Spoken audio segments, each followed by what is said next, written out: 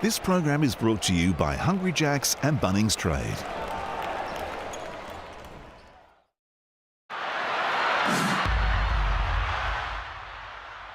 Here we go, the South East Melbourne Phoenix taking on the Illawarra Hawks. Now, basically every game from this point on for both of these teams is a playoff game. That is how stacked the ladder is at the moment, especially around that third, fourth and fifth position. So if you want to be making finals, you've got to start winning games like this. And for the Phoenix, well, they've got some issues. They just can't close out games. They've had big second half leads in their last two games, haven't been able to close them out. They're also playing woefully on the defensive end. So the Illawarra Hawks need to get their offense started. I think this is the team to do it in. I would have taken this one with the Phoenix if it was in Melbourne, but I'm going with the Hawks when it's over there. So I'm going to take the Hawks head-to-head. I'm also going to take them at the line here. We talk about the South East Melbourne Phoenix not being able to close games. It's all the Hawks. Gamble responsibly. I'm never off my grind.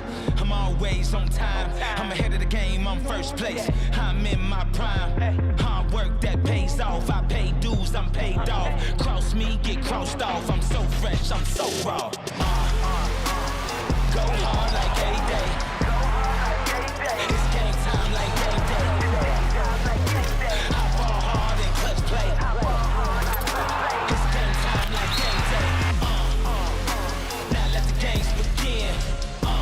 Hello and welcome wherever you might be right around the nation. NBL Hungry Jacks, and what a game to kickstart the weekend. Two teams who come into NBL22 with legitimate championship aspirations, and right now they find themselves in a ding-dong battle just to stay in the playoff race. Cam Luke, Liam Santamaria, Peter Hawley, boys, this is going to be fun. You're right, massive game. What a way to tip off the round. Fourth versus fifth.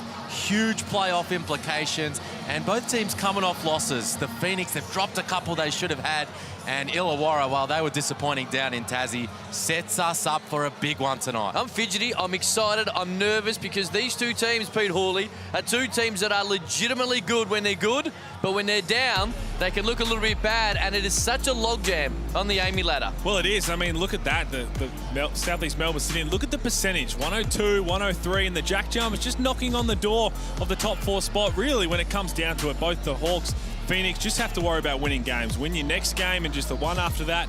Make sure you put together as many good performances as you can, but this is a huge game. So much riding on what the result will be. I can't believe it, the old one game at a time. Pete Hawley's rolled out a cliche early. The DoorDash starting five in the lineup for the Illawarra Hawks. All thanks to DoorDash. March Madness, 20% off everything. Use code MADNESS. That guy's got to stand up. Well, he does. No change to the starting lineup for the Hawks. They always need Tyler Harvey to play big. Only had 1 point against the Phoenix a couple of weeks ago.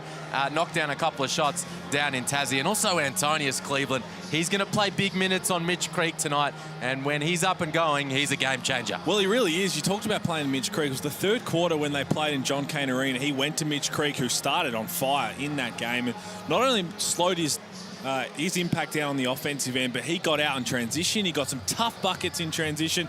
Everyone else came along for the ride. He swung that game himself. They're going to need a big performance from Cleveland again. DoorDash starting five for the South East Melbourne Phoenix, and it involves that man today, Ruben Tarangi, who comes out with the bad news. Rowan Brokoff out for at least a month with the AC joint injury, and that man has an opportunity to step up and play some big minutes. Yeah, so Tarangi comes into the starting lineup. He's going to have a defensive assignment off the opening tip, but they're going to need a bunch of guys to fill that void. And, Tarangi, as well as, Cam Glidden, of course, going to need to come in and knock down shots. Interesting, the one here is Cam Glidden. I'm looking forward to seeing him get a bit more opportunities. Had a couple of little spurts in games this season where he's played well, shot the ball well. No Ryan Brokoff, so you've got 35-plus minutes to fill. It's not just going to be one player. He's going to get a lot more opportunities. He knocked down some shots. Shooter's gym, what better way to get that opportunity? I'm looking forward to seeing Cam Glidden get some extended minutes tonight. He's almost been the forgotten man, really, as part of this deep South East Melbourne Phoenix roster. Well, he came out and had a huge game.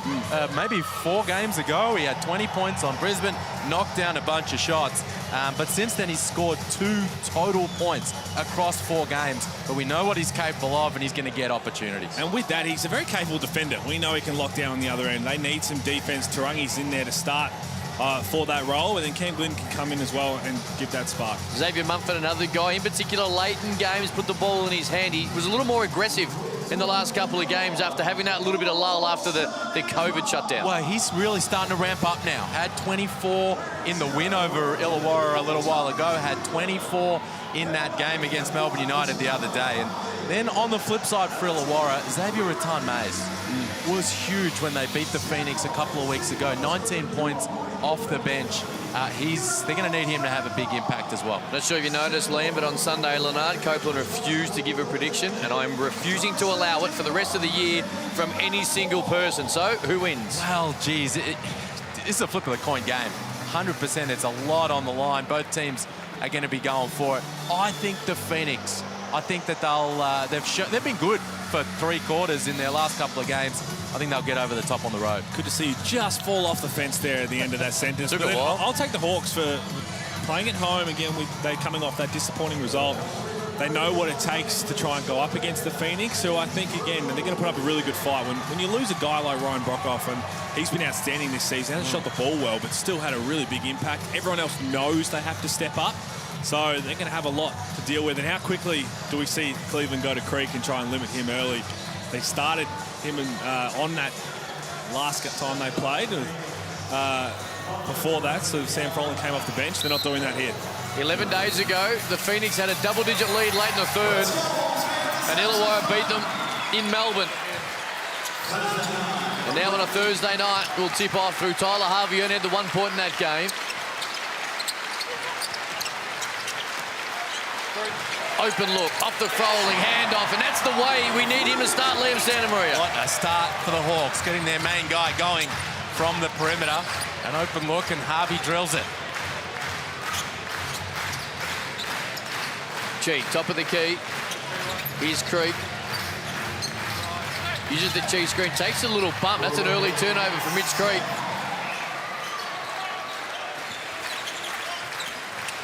Harvey, what a pass. Froling on the roll. Two-hand throw down. The first 5 points for the Hawks. Awesome start for the Illawarra Hawks. And as Liam said, I love the fact that they got Tyler Harvey off that first screen. Didn't just hand him the rock and say, go get a bucket, get yourself going. They ran a set for him, got the ball from side to side, and he knocked down the 3 and then set up Froling for the jam. Shot clock down the 7. Chee's going to work in the post on Cleveland. Goes up and under. He's too big, too tall, too lengthy.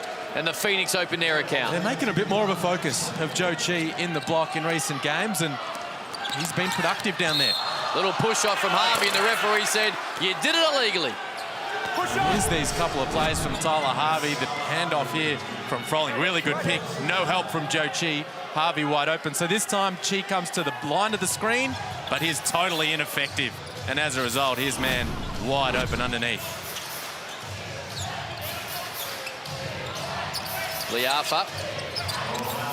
Great backdoor play. Great move by Creek. Misses one he gobbles up traditionally. And it leads to Jessup. Pull-up 3. Got it! 5-point swing. Bottom of the net for the next star. Oh, that backdoor pass. Liafa just telegraphed it in the end. I'm surprised Top Breath didn't get a hand to it. Mitch Creek missed the layup, and this is what happens. They're tough to stop in transition because whoever pushes the ball, they're shooters. They're going to space the floor. If Jessup didn't let this one fly, Froling was open underneath.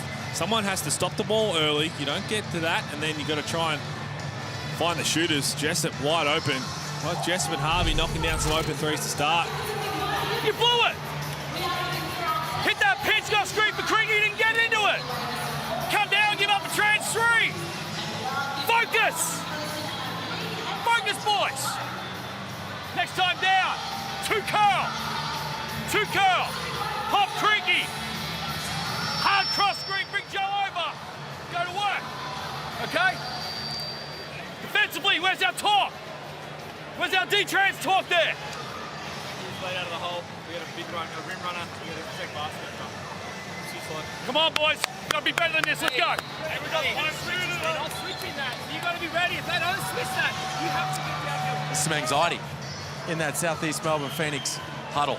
Not happy with that start. You hear Simon Mitchell talking about their transition D. And Liafa had to just protect the rim, was late to his man out there, Justinian Jessup, and then offensively, they're going back to Joe Chi down low. A little cross-screen action, roll it into the big fella. Couple of early 3s from the Hawks. Harvey and Jessup. Here's Mumford, guarded by Harvey.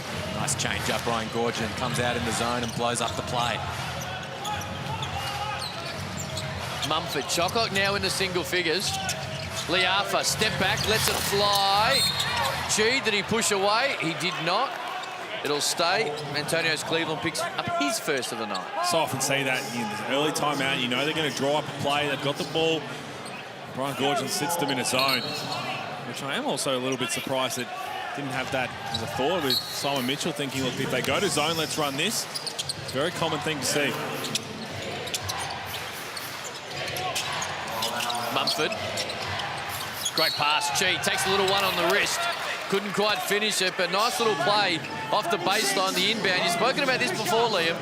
Southeast Melbourne Phoenix, very efficient off inbound plays. And they're making a real focus of Chi. This is well executed. Now, you've got to find him in the block from time to time, but you also got to get him touches as the roll man, over the top as a lob threat, or in that type of situation where he can catch in stride to the rim. And they've got the big fella involved here early. A lot of that is you see Mitch Creek was on that strong side. Dwight Reith knowing Mitch Creek shoots the three ball very well now. So you can't take that extra step closer to try and bump Chi on the roll, because that'll be an easy pass for Mumford over to Creek. Ends up being a bit late on it, sent him to the free throw line. Second one's a little short. He was the one who knew it, and that's going to count. Why get two when you can possibly get four?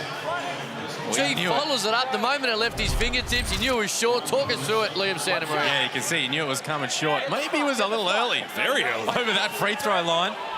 And the Hawks, meanwhile, a little late to respond. And he cashes in.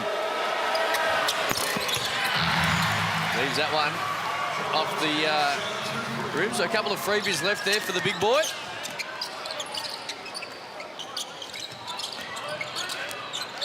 Froling, here is Harvey, already has one.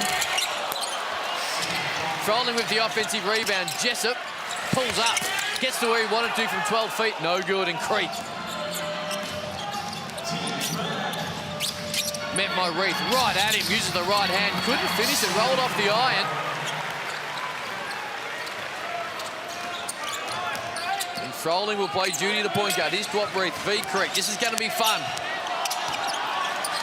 Two stars bumping and a little fadeaway Dwight Reith from 13 foot is nothing but net. Well, he held his ground there, Mitch Creek, but to be honest, that's actually what Dwight Reith wants to go to. So found his balance, stick the jumper. And again, you're speaking about it, Liam Santamaria. They're getting Chi involved almost every time down the floor. This time it was a pick and roll with Illawarra. Nice little pocket bounce pass, and the big man able to finish it. He's got 7 early. Well, they are trying to look for him, but it's also simply just a pick and roll. They haven't figured that out, how to defend it, and Chi's rolling hard. They're rewarding the big fella. Froling right at him, takes the bump. And now he has his own three-point chance. That's where he can be exposed a little bit on the other end, especially with Sam Froling, likes to put the ball on the floor quickly. This is what you were talking about, Liam. Mitch Creek did really well to meet every single bump. Dwight Reith loves fading away, starts at the back to the basket, and then right there. What is the pick and roll? Who's going to be able to come across and help out? Don't match up with Sam Froling. Especially going to his left, that's a bucket. Scrappy. Cleveland got it, finished it, laid it in. The lead is 7. That's what he does so well, Antonius Cleveland. He just makes things out of nothing. Really, and here he is again in the backcourt, just creating things for his team through his energy, his length and activity. Which is exactly how they erased that 12-point lead a couple of weeks ago. His energy in the late third quarter and Rattan Mays led to transition buckets and three-point plays, and the whole momentum changed, and they got the dub. Yeah, it's been a slow start for Xavier Mumford. Adding him in, and he's struggled recent times. 3 of 15 from the field over his last 3 games. Step back from Creek. And they're going to run. And in the end, transition defense was something Simon Mitchell was filthy about in that last time out, Pete Hawley, and that's not going to cheer him up. Well, he was filthy because that's the way the Hawks like to play. We've seen them struggle in the half court at times. You know, they've struggled on the defensive end, but when they get out and run, that gets them up and about, and everybody else comes along for that ride. Gives them easy buckets. Liapa, 3, net. 4 straight games in double digits for Isaiah Liapa. Steps up and drills that one. Now he guards Jessup and doing a pretty good job of it. Wasn't far away from being a 8-second violation. That's an outstanding screen from Sam Froling. He saw Liafa all up in Justini and Jessup and just making the awareness of coming up to the halfway line just to release that pressure. Gave Jessup a good look as well. Creek. Little right hand, nice move, couldn't finish it. And now Cleveland will push as Illawarra again will try and force a bit of transition down the throat of Phoenix.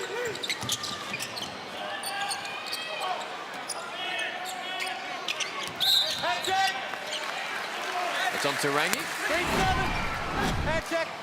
Look at Antonius Cleveland here, sparking that transition. Just one quick bounce, outlet, no dribble. Caught it in stride, the big fella. Cleveland just sparks their transition activity so well.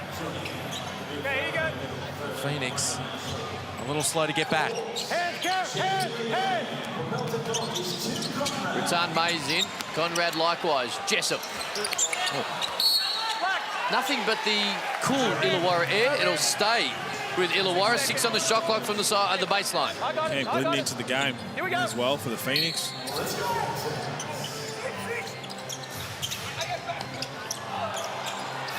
Double team. Harvey throws it straight away, ends up to Conrad's hand, and I reckon it might have been a bailout. There is. Liafa got the hand right as the shot clock was about to expire. This is good from Ashley and Cam Glidden, just trying to lock him in there. And Harvey, an ambitious pass, and you're right. Conrad didn't have a whole lot to go to there. Just bail him out with a cheap foul. Harvey, again the double team. Leads to Conrad for 3. Well, that'll feel good for Tim Conrad. 0 for 5 from long range, down in Tassie. He knocks down his first look from the arc. Liafa, Glidden, his first look. In and out.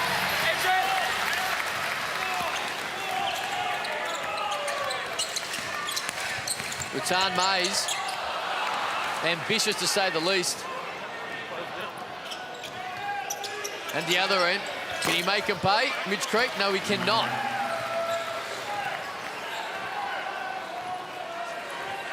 And the Hawks trying to get this lead to double figures for the first time tonight. Return Mays guarded by Liafa.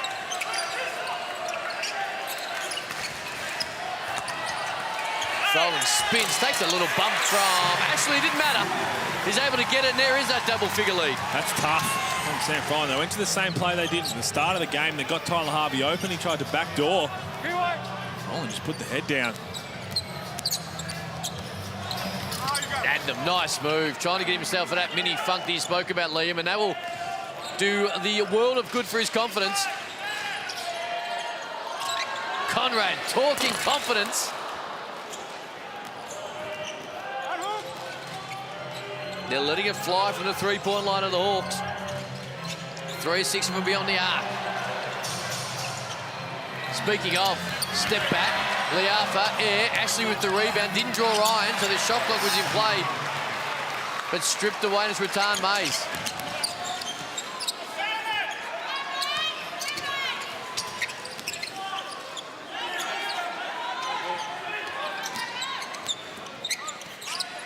Jessup gets Ashley in the air and he takes a little bump as he tries to go around him.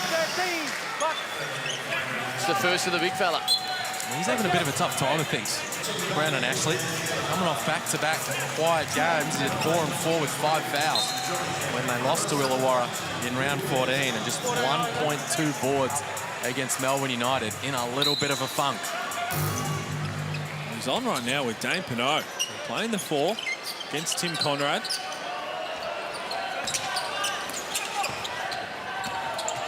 Conrad, great pass, great look. Cleveland with the easy throw down. I think Antonius Cleveland, has done well, has understood his game and his impact. You see him just hanging around there for the easy dunk. If he's going to be wide open for the 3, he'll let it fly, but he also cuts well, he screens well away from the ball. Got 2 rim protectors on the floor for Phoenix. You don't expect one that easy. Here's Mumford. Can he get going? Adnam, no good. Kept alive Ashley for a split second. But Illawarra, great defensive set again. Well, just carving them up. The Hawks getting really whatever they want at the offensive end. Froling off the bounce, Conrad off the bounce. Just getting right by their initial defender, forcing help, setting guys up for open looks. White, just in. Specialty, no good. Oh, Adnam going to try and inject a little excitement here and push. Mumford uses his body perfectly, can't get it to go. And now Rattan Mays will push. And Illawarra trying to get up the floor. Great move by Mays. Little Euro all the way to the bucket. Took it 94 feet. Laid it in. The lead is 13. Volkanovski, he loves it. So he should. That was a tough move. Rattan Mays, again, in transition when the defense isn't set. Got a bit more of a green light to try and explore.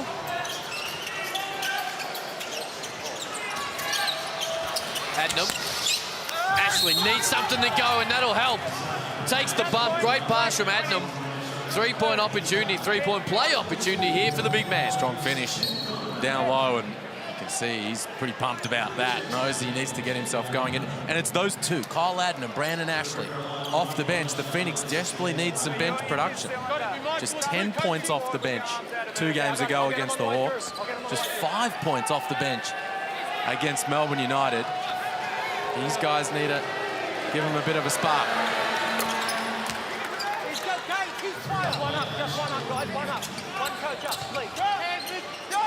Bit of pressure up the floor after the three-point play.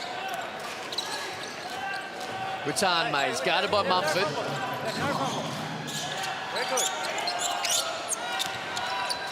Reith, step back. Tough. Nothing but Twine. He's had a nice start. He's got 7 in the first quarter. 28 points for the Hawks, and really got whatever they wanted on the offensive end this whole first quarter. Mumford uses the Ashley screen. Now that's going to count. Absolutely it will. Points will count. No, the points down. Black number 8, grabbed on the way through. Fouls on Rattan Mays right there. Counting, going here. Oh, bonus. So, huge swing. The foul's on the floor. It looked to me like the grab happened before Mumford got into his shooting action, but they're going to count it. We saw on the replay, definitely did. Now, the whistle might have come when the shot happened. When you look at that replay, I think the contact of the foul happened beforehand. Wasn't there a tweaking of the rule? We'll have another look at it here. So there's the foul, but do you see the referee arm go up as the shot's let go? But you're right. So I think there's a tweak of the rule. So as Brendan Ashley will go to foul line for 2 because of the bonus, that the actual defender just can't grab the screen there if they're wide open 3, because it's then a disadvantage to the offensive team. So Mumford was going to get that 3, and if it happens in what seems to be the same motion, and there's Burgers in the end. Oh, wow. Ashley comes up with it, finishes the play. Burgers are coming, though. Burgers are most certainly coming, wherever you might be. The code word is birds. So all in New South Wales. But that is a big swing. Shot clock is on. 1 second difference between a shot and game. Rattan Mays wants the breakdown. Ashley, step back, straight 3. That's short. Reith, big first quarter continues right as the buzzer is sounding in the background. He's had a huge quarter. 10-point lead. He's got 9. Little confusion the last 30 seconds. One thing I'm not confused about, this is going to be fun. Second quarter on the other side of this.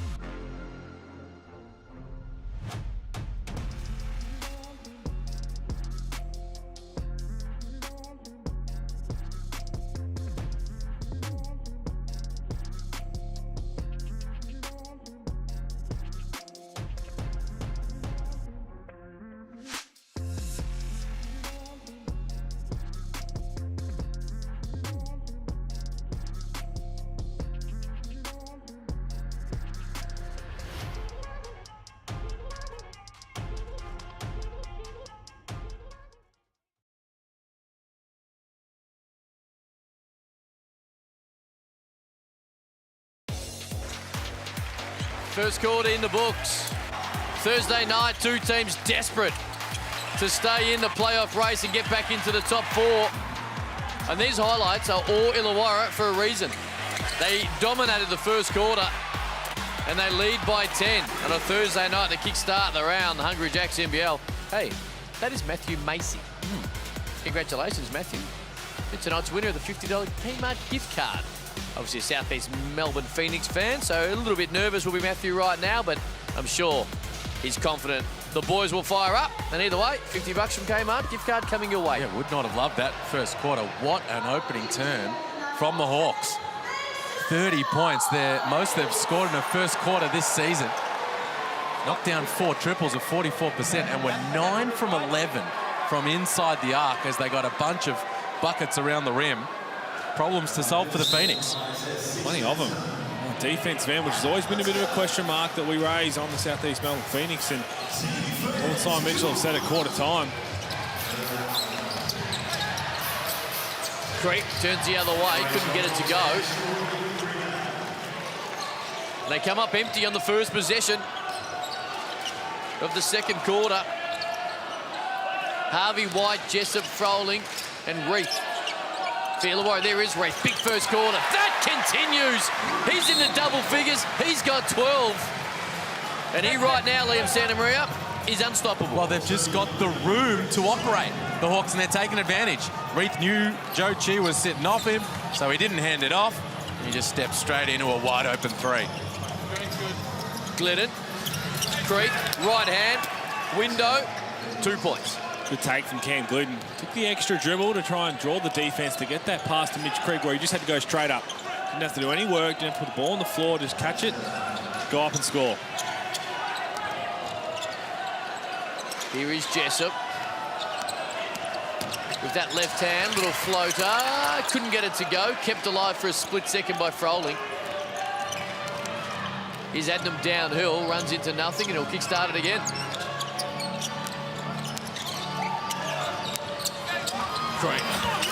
Great move. Had Glidden there if he netted him, but 4 straight for Mitch Creek. His first 4 points of the game, and they come early in the second term. Good ball movement, good player movement. Xavier Mumford in an aggressive mindset, and the defense leaves a lane open for Creek to the rim. Probably 2 points away from Antonius Cleveland. Coming to the scorer's bench, ready to check in if Mitch Creek gets another 2 going. Froling. White. There he is, Reith again. If he's not outside the arc, he's inside cleaning it up. That's how he ended the first quarter. He does it again here. He's got 14. Well, he's also got 5 boards. Reith's at his best when he's getting on the glass. Creek lobs it up for Chi. Didn't quite throw it home off the oop, but in the end, he was able to put it to the floor into 2 points. 2 points. He himself has got 9. Again, created from Mitch Creek. Reith just left the floor on that shot fake. Let Mitch Creek get downhill.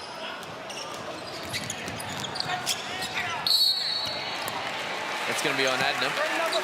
Trying to chase Tyler Harvey around.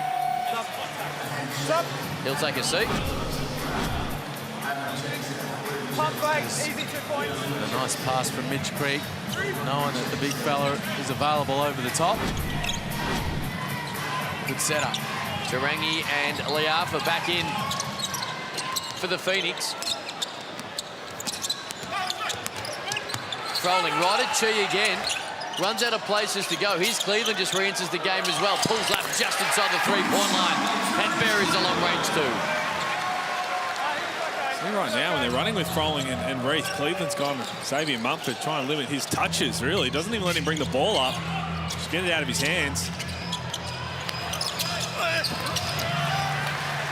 And like they've done all game, and like they got a lot of enjoyment out a couple of weeks ago, they're pushing off the defensive rebounds, and it leads to a little double clutch left-hand finger roll by Antonius Cleveland, who's got 8, 4 of 4 from the field. That's pretty. Antonius Cleveland. Mumford. Fouled in the act of shooting the 3. So he'll walk to the stripe from 15 feet and have 3 freezes. Have a look at this. This is beautiful. Cleveland just hanging in the air, George Gervin style. What flavour gelatin can I get you, sir? Little Iceman. Beautiful finger roll finish. And this is the little circuit breaker that the Phoenix need. The momentum going the Hawks' way. How can you stop that? Maybe a big bucket, a timeout. Often, a chance to go to the stripe. Just take the air out of the building. Mumford, 3 easy looks from the line.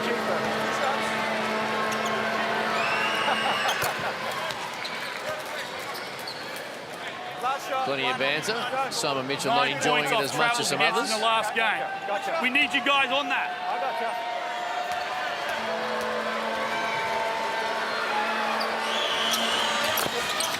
All 3. An aggressive Xavier Munford tonight. He's got 6. They break the pressure very easy to Illawarra, and it leads to a Tyler Harvey 3 in and out.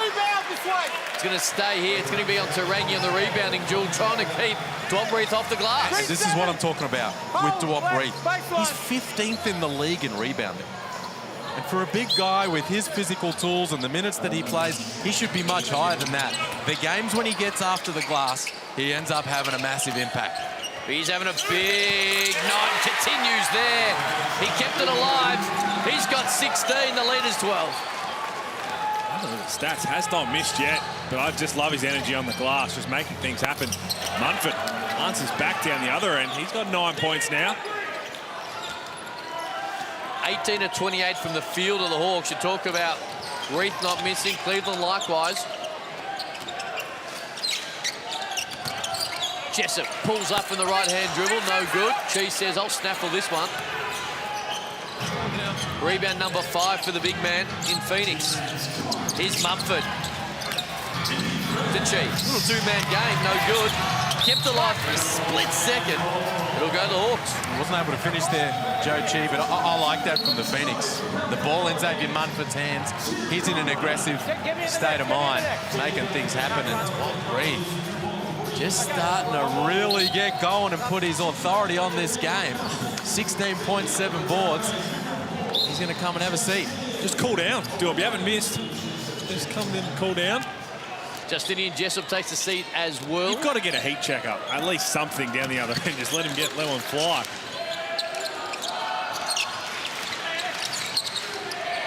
Leads at 9. Ratan Mays just re-entered the game as well. Has to get to work with 4 on the shot clock. Tries to leave it for Froling. And then a 3rd turnover of the night for the Hawks. They dodge a bullet.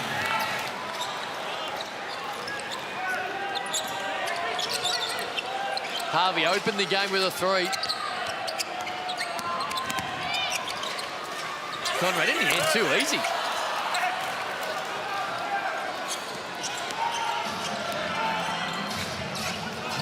Now it's Mumford. Again, there's that 2-man game you like, Liam. It's Chi again. Great pass by Mumford. And the big man's having a real impact tonight. He's got 11 in the double figures. He's working hard defensively, coming out and helping on those ball screens. He's doing a lot of work out there, Joe Chi. Harvey over the big man. Wingspan of 8'19", and he's able to get it off the window. And Tyler Harvey looks a lot better tonight than he has in recent weeks. Tarangi at the other end can't get it done. Keeps his own ball alive and finishes it on a second chance opportunity with the left hand as Conrad gets shook up. I feel good for Tarangi. First 2 shots are way off, but Tyler Harvey, look at this, just getting downhill. Put the move on the Arthur. Chi comes across to help, and Okay, here we go. that's tough, but that's what Tyler Harvey does. This one here, well defended, controlling, and then cleaned up his own mess.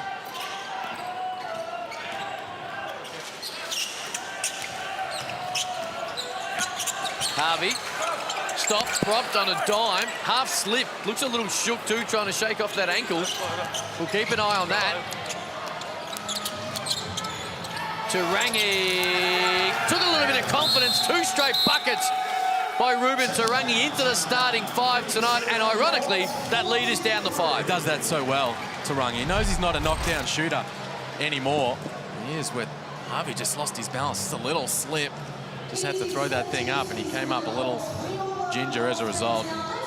Tauranga does that well. Catches it on the attack. He's already moving and getting into the lane as he puts it on the floor and spins to the rim. This is the test for us. Keep the head up and keep fighting. Keep the head up and keep fighting. All right? You got me? Okay. Now, out of this, let's go a horns here off Timmy. Corner.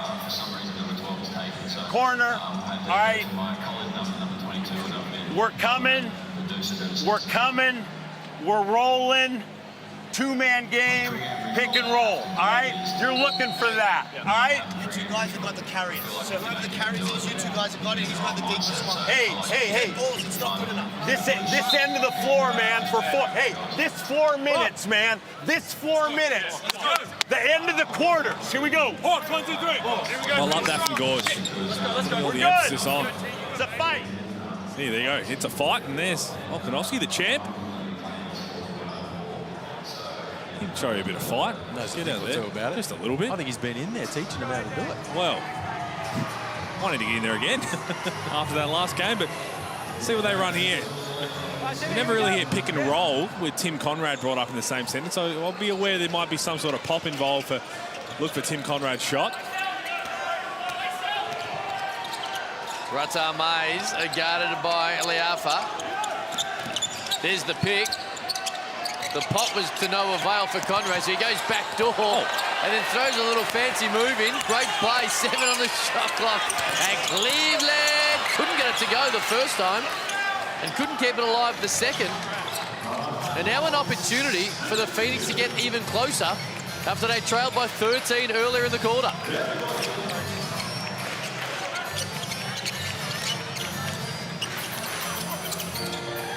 Oh, what a pass, Adnam to Ashley. Great vision from Adnam. Creaky missed him. Creaky had him underneath. Adnam saw it. And that fired the bullet. Back to 3. Reith back on the floor. Shot clock to 7. Ratan Mays had to work hard and he's able to get it to go. But there's definitely a lot less fluency in this offense in the last couple of minutes for the Hawks. I actually like that patience from Ratan Mays. He cleared that side out and got down to back to the basket against Kyle Adnam. Backed himself rather than trying to break it off the dribble and into all the help defense. Got to where he wanted to get to and knocked it down. Ashley hasn't got many places to go. In the end, was able to be creative, get around Dwight Reith and get it to go. He's got 9. His better game for the last couple of weeks, Liam. For sure. Nice little start from Ashley in the block. Conrad 3, that'll count. Takes a little pump. A possible 4-point play.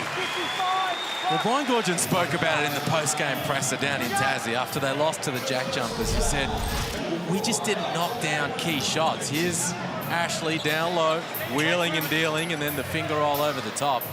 And he specifically spoke, Goorjian, about Tim Conrad. Said, you know, he's our sniper off the bench, and we got him looks. He went 0 for 5. We really need him to come in and have an impact. And he has done that in this first half. 7 points, and he's knocked down a couple of triples. Lead back to 7. Liafa couldn't get it to go. And that'll be on Ashley on the rebounding duel, which, as we know, was an issue last year in a different jersey, and it's been an issue at different times in the Southeast Melbourne Phoenix jersey as well. And he picks up another one there. That will be foul number 2 for the big man. Well, it's the balance, isn't it? You still want him attacking the offensive glass. You tell him to pull back too much, and that's going to take away from his game. The energy when he tries to really attack the glass is just about being a little bit smarter in time score situations. And really, when he's out there, you want him going 100 miles an hour. You want him to be up there, crashing the glass, trying to get those extra shots. But if you know you're not close to getting it, or you've got to rip a guy out of the way just to try and get that offensive rebound, maybe you just pull back and let that one go. Simon Mitchell to have a chat to his boys. Let's see what he has to say. Joe, you in? Okay. Hey, Bash. That one, man, you had beautiful position. Go get the hands out on that one. We got 4 fouls now, Carl. Put him at the line. Okay? No, put him at the line in his last 2 minutes. Go have our hands up. Okay? Guys, no second shots. Okay? Hey, it gets there too. Reverse short's going to be okay. All right? 5 men got to come up on that one, though. We can snake in underneath on that one. Okay? Another one-on-one. Don't have too much. Hey, next time down, let's run a two curl. Two curl. Here we go. Go. 1, 2, 3. Go. Reverse. A little more content than he was in the first time out. Still in a 7-point deficit for South East Melbourne Phoenix. They nearly cut the entire deficit away. They were threatening to take the lead a couple of possessions ago. But cut it down to 3, but a good little response here from the Hawks. Back out by 7 with possession. Again, putting pressure on the Phoenix to stay in touch.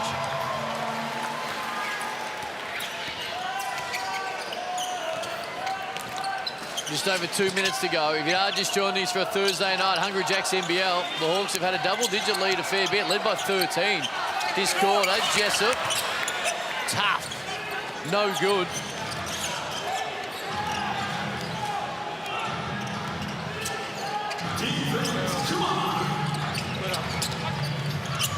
Creek looking for. Gee, now it's going to be one-on-one with Reith. 2 men having really good nights. There's a double team from Cleveland. It was an ambitious Reith, and unfortunately, he got too much arm. It was a good idea from Antonius Cleveland. Just saw the opportunity to smash that double on Joe Chi. Picked up the foul. That is a man who's starting to grow a bit more confident almost every minute he's on the floor. Started tonight as Ruben Tarangi. He's got 7 all in the second quarter. A sneak attack on the baseline out of bounds. Knocks that one down. And he's starting to feel good after a little rough start. Jessup from Rattan Mays. Kept alive by Reith. Into the hand of Tarangi. Fingertip last, and it's going to stay with the Hawks on the baseline. Just over 70 seconds to go.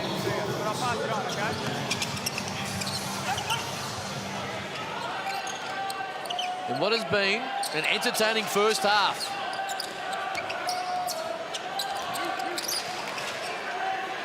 Conrad. Reith. All night. He'll go the foul line for a couple.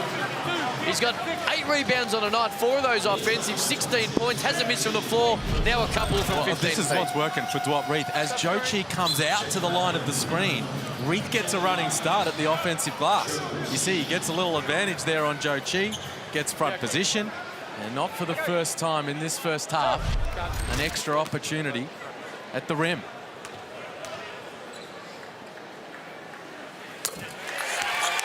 And the big man remains perfect.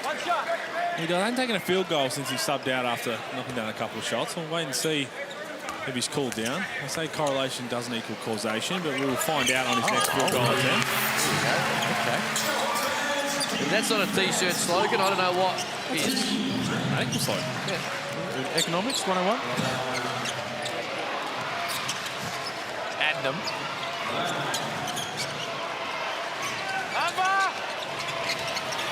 Creek through the double team, which left Adnam open for 3. And he knocks it down. They've found their range a little bit.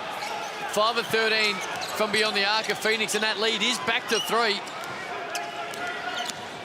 13-second shot and game clock differential. Conrad don't care. And it's kept alive. Great pass. Conrad will start again. Phoenix should get another opportunity. Rattan Mays stops on a dime with the behind-the-back dribble and knocks it down from 15 feet. Adnam. Last play of the half for Phoenix. Wants to get to work. Creek has to let it fly. 26-footer. He shot at 23 feet, and that ends the first 20 minutes at the Wynn Entertainment Centre, and the Illawarra Hawks, who had a double-digit lead for much of that second quarter, will have to settle with a 5-point break at the intermission. Dominated by Dwight Reith. Again, look at him get after the offensive glass. The ball moves, and of course, this is where Xavier Rattan Mays is at his best. Isolated at the top of the arc there. Little step back move on Tarangi was beautiful. What a first half from Reith. 18 points, 9 boards, 5 of them at the offensive end. 5-point lead for the Hawks. Antonius Cleveland joins us. Antonius, when you were really successful in a win against the Phoenix a couple of weeks ago, there seemed to be a real push to get the offensive, defensive glass and push. Same game plan tonight, early seems to be working. Yeah, that's what I do every game. That's my offense. If I can get a rebound and run, coach lets me do that, so I try to do it every time. AC, we were just singing the praises of Duop Reed. 18 points, 9 boards in that first half. What did you make of his efforts? Oh, man, he's carrying us right now. I think he's playing with a lot of energy, and it's just contagious. We just got to put 40 minutes together and finish this thing out. Well, to start with, I mean, besides really the last 90 seconds, defensively, I thought we were really solid. How'd you see that defensive first half? I think we came out with a lot of energy, and we definitely picked it up on that end. You know, towards the end of the game, I mean, as the game go on, the team will make runs, and that's kind of what Phoenix did. We kind of gave up a lot of shots here and there, but, I mean, that's going to happen. It's just about staying the course and just stand together on that end. Thanks for dropping by for a chat, mate. Good luck in the second half. Thank you. Antonius Cleveland, who's had a nice start to it, and this is fun. 5-point lead for Illawarra. Plenty more of this on the other side of the halftime break. 53 Illawarra, 48 Southeast Melbourne Phoenix. Hungry Jacks NBL for a Thursday night.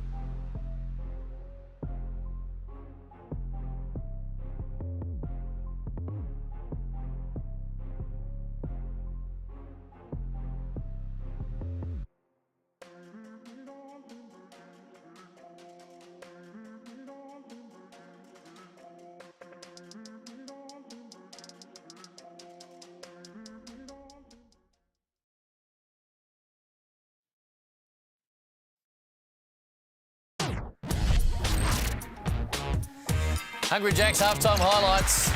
And this has been fun. That's how the game started. Tyler Harvey, only 1 point last time these two teams met.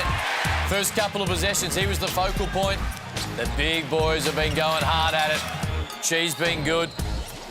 Leaf has been able to find him a couple of times. And then Antonius Cleveland, who we just spoke to, It's been a fun half, and there's plenty of highlights, and there's a lot more in that second quarter for Southeast Melbourne Phoenix, Liam. A little bit of ebb and flow. It was all the Illawarra Hawks in that first quarter. 30 points on the board and a double-digit lead. And in that second term, a bit of a response from the Phoenix. They had to, didn't they? I mean, they only just gave up 23 points and went on a little run in the last 90 seconds. Got some offense going. Ruben Tarangi was good in the second quarter. Joe Cheese started really well. Mumford hit a couple shots. But look at that, Duop Reith, he's been outstanding. He's been the man of the moment in the first half. Didn't see a whole lot of him. I mean, he played 15 minutes, but when he came back out, back on the floor after being subbed out, didn't really see the ball. Had to go and create it. He's got 5 offensive rebounds. There's the stats. The rebounds are kind of the same, but 9 of those boards for the Hawks are Duop Reith's. The assist, the ball moving for the Phoenix down the other end, and this is set up for a crack at the end. Feels like an obvious take, but when Duop Reith went out of the game, Southeast Melbourne Phoenix were able to garner the momentum. He's been great. 18 points, 9 boards. Let's have a look at his work because he seems to be thriving off the energy of hitting the offensive glass in particular, Liam. You've spoken about it, and you have a look at some of these. Keeping the ball alive has given him and his team more opportunities to be able to do what they do well. Well, he's put it all on display so far tonight. We know what he can do in the block when he fades away, ability to get out ahead in transition, and then, of course, he's a knockdown shooter from long range. He's 2 of 2 from out there. Here he's putting it on the deck, striding past the versatile Mitch Creek. But this is where he's had his biggest impact. Getting a running start, being active on the offensive glass. Look at the efficiency. Hasn't missed a shot. 7 of 7 from the field, 2 of 2 from the free throw line. I like those situations where the shot goes up and he doesn't just backpedal on D. He says, I've got to get a chance to go and get this thing, and he's getting his team extra possessions. Well, he came out with about 5.5 minutes to go in the second quarter. You saw the stats there. Hasn't missed. He's doing the energy. Unless he asks for a sub, you've got to just keep him out there because not only could he not miss in terms of putting points on the board, but he was creating extra shots and he's got 5-0 boards. I reckon he's caused a couple of others to fall to Sam following Antonius Cleveland, Rattan Mays. So just his presence right now, unless he asks for a sub... No, don't soften this, mate. You know he didn't ask for a sub. Exactly right. You tell me a player in the world who would have asked for a sub in that situation. No one. No, that's what I'm saying. Unless he asks one, surely you keep him out there because then the Phoenix went on a run, which you'd expect them to do. Hey, he's been really good. Joe Chi down the other end has been good as well. And second halves have been an issue where they haven't quite looked at him as much, so we'll see what happens. But early, they seem to have made him a focal point, Liam. They have, in a couple of different ways. They've talked about it for sure to say, hey, when you drive it to the hoop, look for the big fella over the top. And they're also running some more actions to find him in the block. His ability to read the play, catching as the roll man is elite for a guy his size, and he's been able to put a few points on the board. So double digits in that first half, 11 points, 6 boards. But to be honest, Duop Reith has been the dominant big man on the floor. No, he's been great. I mean, you look at Mitch Creek, he's 2 of 10 from the field. So a lot of credit to the Hawks defence in terms of... He's had some good looks, but a lot of them have been contested. Even if they're late contests, still trying to get out there and get a hand to him and worry him out of that. That's going to be big in this second half. Antonius Cleveland, who we spoke to, and when they changed the game, he changed it. Long rebounds, push up, get the energy up. That's how he started tonight. He spoke to us only moments ago saying that's how he plays his best basketball, and that's how it feels Illawarra play their best. That's exactly right, because when he gets it off the rebound, he takes one pass. He's just talking to Joe Flavel right now, the assistant coach, saying, you like me out in transition? But what he does, it's one quick dribble and he's out. Yeah. And he opens everything up. He can crash the offensive glass. We know he's an energizer type guy when he gets in the board. I love that he's hanging around the dunker's spot. Will knock down the shot if you completely keep your hands down or try and disrespect him. But again, he wants to be out there on the defensive end. He uses his energy, his physicality. But when he gets it off the glass, it takes one dribble. He's already at the halfway line. Shoot a spot up, good things happen. Absolute X factor, Antonius Cleveland. And tonight is a picture of why they brought him in. Defensively, in that Justin Simon role from last year, he's guarding Xavier Mumford, he's guarding Mitch Creek, he's getting a job done, but he's also given him a punch at the offensive end. A really big first half from Cleveland. Can't wait for it. Second half, this has a playoff feel, and for obvious reasons. 5-point lead for Illawarra. Second 20 minutes on the other side of this.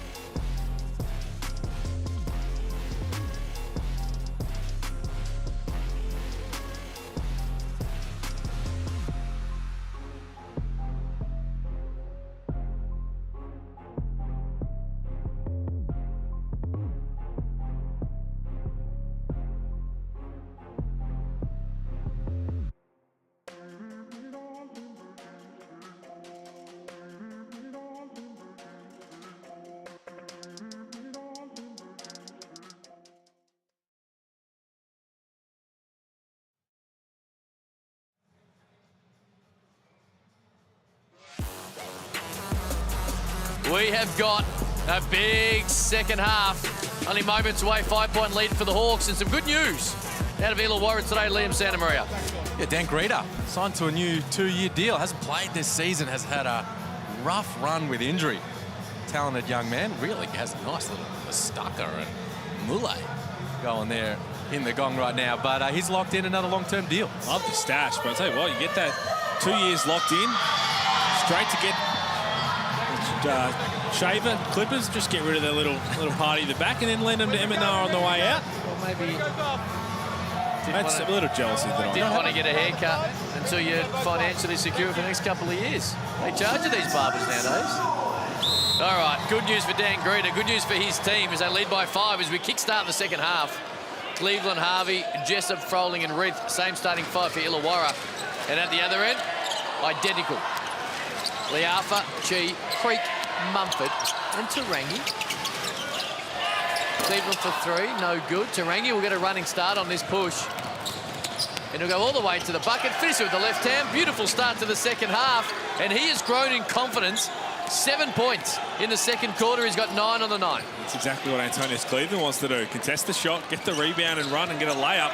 Good finish from Tarangi. Making the most of his start with Brockhoff out. Jessup, too easy.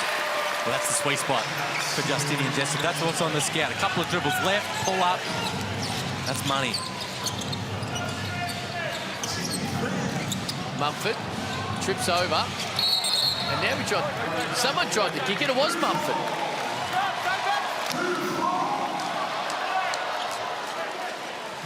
Bit of frustration there as you have a look at it. Again, the defensive energy from Cleveland. Just right there, up and in, and Mumford loses his balance. Cleveland all over it. The Hawks win the ball back. You got to get up pretty early. Good little chat. Okay, here we go.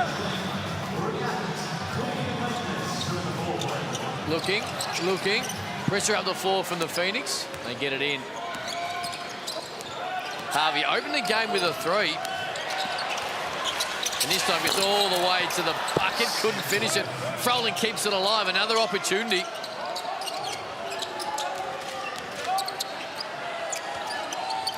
Reith still hasn't had a shot.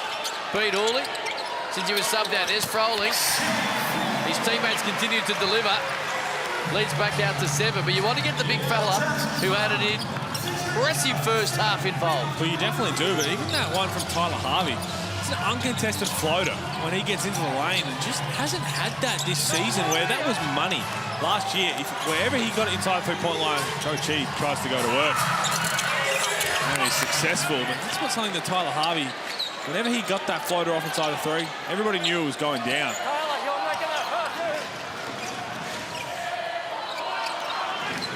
Here is Reith now. Harvey guarded by Liafa, takes a bar. Oh my! That is tough. Rides the contact. Tyler Harvey. He's attacking on his left-hand side. Here's Joe Chi in the block, just taking his time, pounding away with Sam Froling. Gets right to the rim and then just rides the contact, and he's fading behind the backboard. That is a tough and one finish from Tyler Harvey. Never in doubt. Never seen him miss a floater, Tyler Harvey. You missed one about 30 seconds ago. The lead is 8. 3-point play for Harvey. He's got 8 on the night. Pete Hawley's comedy just straight over your head. Up as we head into March. Straight over your head. Well, I'm only 5'3", so it's not overly surprising. He's Chi inside. He's had a great night and continues it again there. He's got 13, goes with 6 boards. They've looked for him more, Liam. You wanted it, and so far they've delivered, and he's delivered. And they're going to the well, too. Just going right back at it to the big fella. He's got 15 now. Tarangi just throws straight to Jessup, and this is where Illawarra at their best. Semi-transition. Phoenix did a good job. Forced him into a half-court set.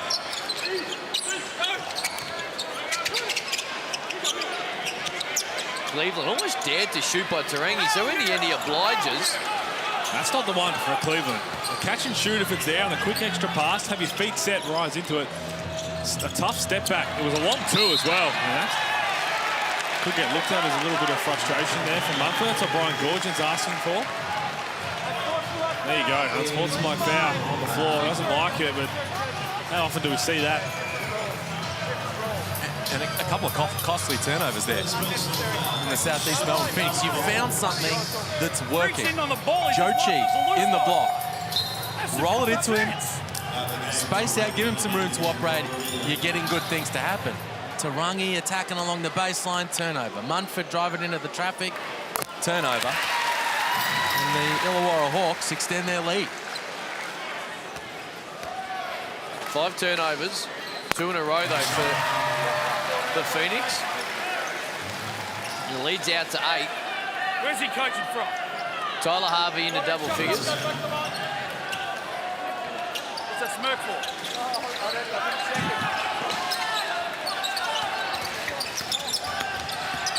Rolling right at Chi. Almost had him, did the big fella, but in the end, wrapped him on the wrist. And this is what happens when you don't make the most. Big fella going to work down low. You don't find him a couple of times. Now he picks up his 3rd foul. Simon Mitchell probably going to need to take him out of the game, reinsert Brandon Ashley, and you miss the opportunity to take advantage. It's a frustration with the big fella, Pete Hawley. He's got the wingspan. He's actually got rolling into a really tough shot. He lowers the arm and the hand at the last second and wraps him on the wrist. I thought he adjusted really well after the blitz in the first couple of rounds to exactly that, just knowing his length. And you've seen a lot when he comes out of the game, Simon Mitchell just saying that. If you force someone into a fadeaway tough shot, not where they're trying to get to, just stay straight up. You're long enough to at least worry the shot. But again, he had so many blocks early. He hasn't got the ball yet. He hasn't got the ball yet. Why are you pushing him off there? Just play, relax, calm down, both of you. Here we go. Now he has the ball, and Mitch Creek is able to inbound it.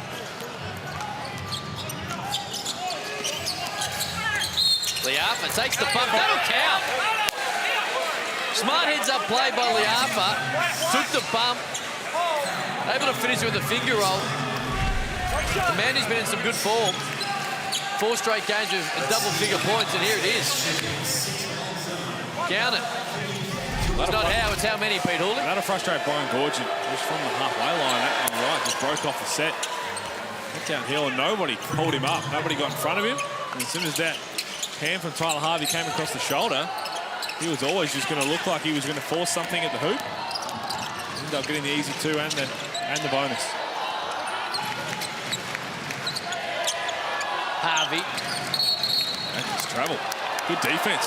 Xavier Munford just making Tyler Harvey shuffle his feet and let him know. Seen a couple of those already from Tyler Harvey. They don't get called too often, but it was right in front of the referee. And it started in the backcourt too. Mumford denying Harvey in the backcourt. Now Liafa pressures Justinian Jessup. Mumford up and in on Harvey in the front court, and they force the turnover. Here is Mumford. Straight back at Cleveland. Look at Cleveland get out. And now we're starting to see this playoff intensity. The crowd lifting, the players starting to be a little verbal. 11-7 are Southeast Melbourne Phoenix. 11-8 are the Illawarra Hawks. Percentage going to play a huge part of this down the NBL22 stretch as well.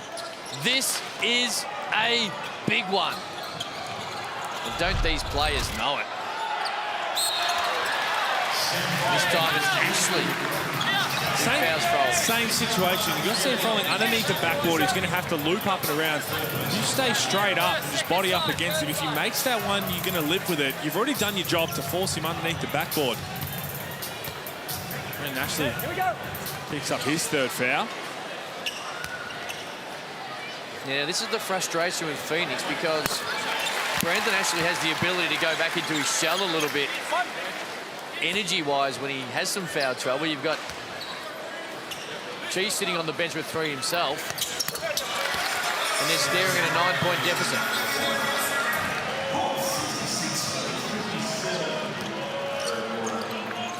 $12 for Froling.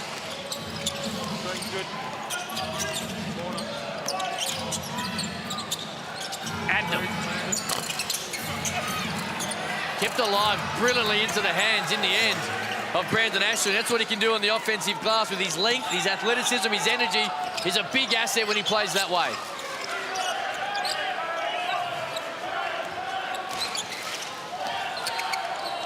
Reith has another shot. 10 minutes of game time, misses it, but Sam Froling just continues. Offensive rebound tip-in, 14 points for Sam Froling. Having a good impact, highly efficient too, Sam Froling.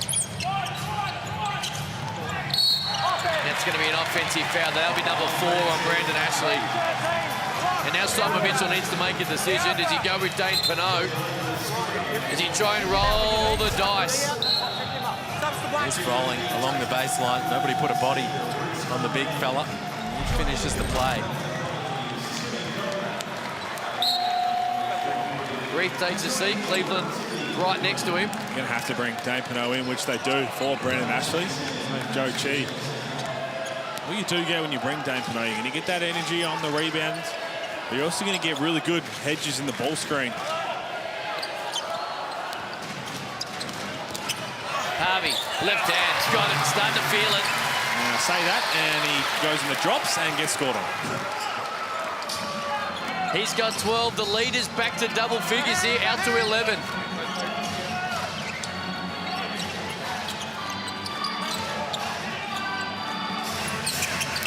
Liafa tries to drop it to Bonneau, does it successfully, and the big man straight off the bench with foul trouble to Chi and Ashley, and a three-point play chance.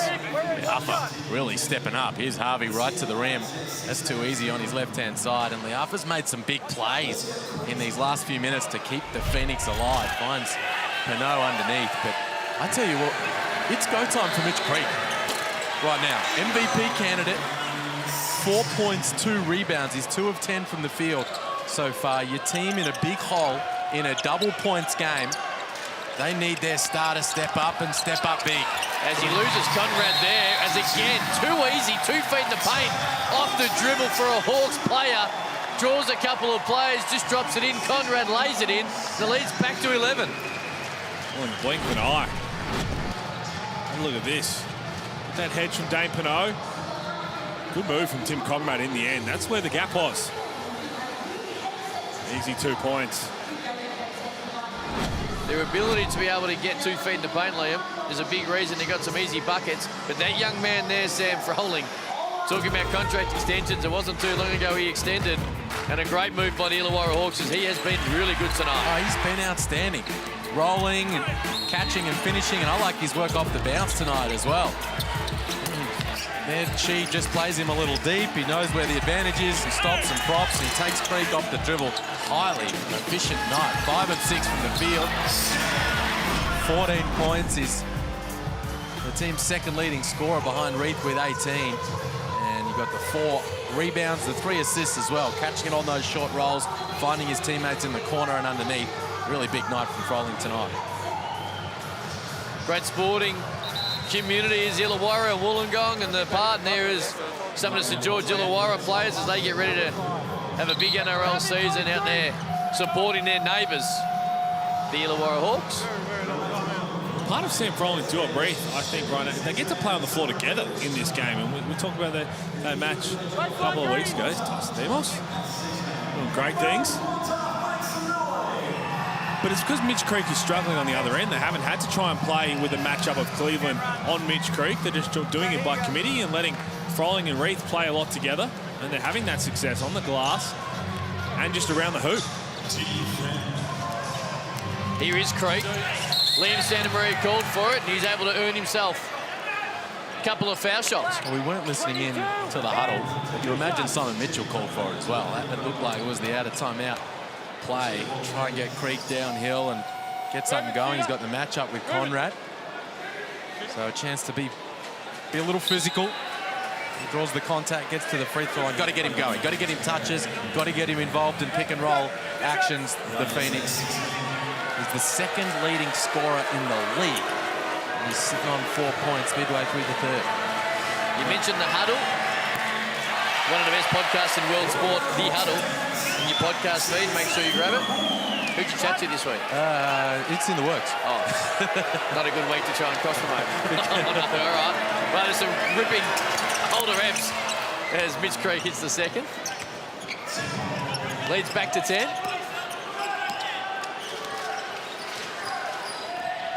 Five points for Mitch Creek. Froling again. Couldn't finish it. Pinot snaffles board. Well, that's what Dane Pinot's going to do. See, no need to foul. You've got Sam Froling away, fading away with his right hand. Just try and body him up and then clean up when it comes off. And if he makes it, you just say, okay, just got to be better the next time. Adnam couldn't finish it. There's Pinot. There's that energy, but he stepped on the end line.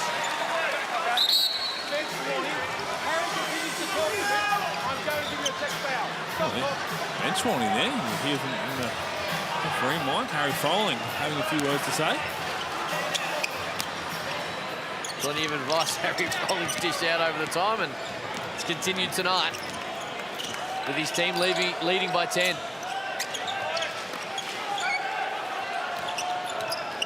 Harvey, step back, three.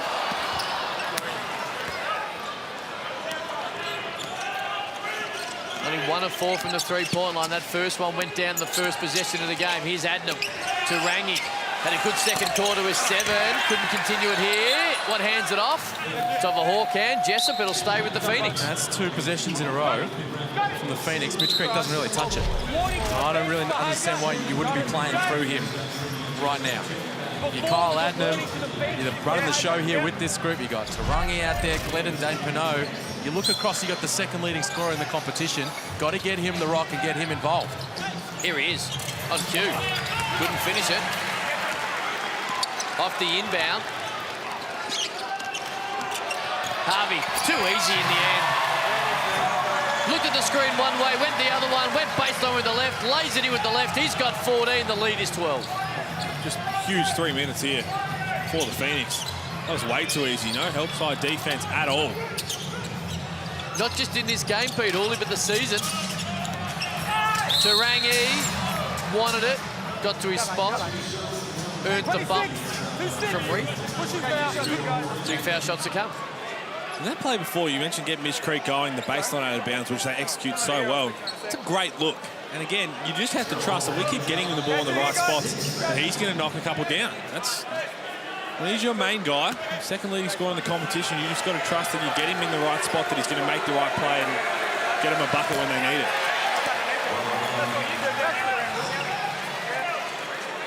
Berger's already gone off tonight. All thanks to Hungry Jacks. Brandon Ashley in the first half.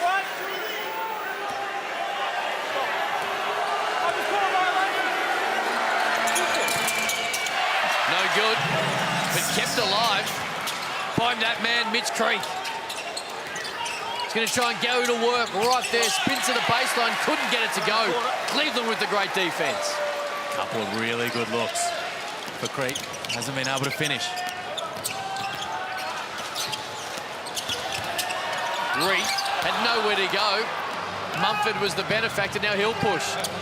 Straight to the bucket, little double clutch up and under, finishes it. Xavier Mumford. Really like that.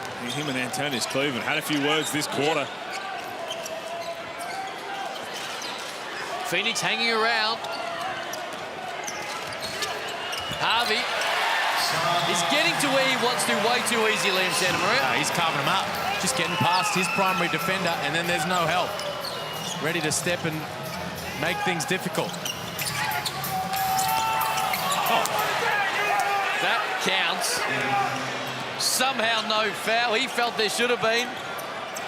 It was ungainly, but it goes down, and Xavier Mumford starting to psych himself up. Harvey guarded by Mumford. Again, little floater. He's getting 2 feet in the paint every single time. Have a look at this. That's the first one. It's a tough finish itself, and had a few words to say, but have a look at this. Just flicks it up there, and they got a piece of, Cleveland got a piece of it as well, because it hits the bottom of the rim almost, and just flips over the top. Take it any way you can get it, up to 13 points. looked like it defied physics. Huge. It's just body. There's 90 seconds right here. Here, Gorgon. But I just need you to keep a lid, because if you go for the technical, you go. You understand? I'll work with you. But I'll work with you, okay? What? That's a good call from Scott Becker. He picked up that unsportsmanlike earlier in the game. Xavier Mumford, and Scott Becker's aware of it, working with the players, communicating, keeping a lid on things. Huge 90 seconds. Here, you hear Gorgon talk about how you close out quarters. It was the last 90 seconds in Melbourne that Illawarra turned the game and got back into it, eventually ran over the top. Lead is 12. Harvey. Conrad turned it down. Not words I say often. Cleveland, tough shot. Kept alive by Rattan Mays. Another opportunity for the Hawks. 10 offensive boards on the night for Illawarra, and it leads to another 2 points for the import. 8 points on the night, leaders 14. Mumford, Liafa, tried to lean in for contact, none forthcoming, and now Rattan Mays will push. 14-point Hawks lead. He steps back and knocks it down. He's cooking. Their bench is cooking. The whole joint's cooking. The scoreboard's ticking over. It's 16 the difference. Good patience again. Rattan Mays scored going back to the basket against Mumford, so why not do it again? Different move, same result. 11-second differential. Creek, 3, no good.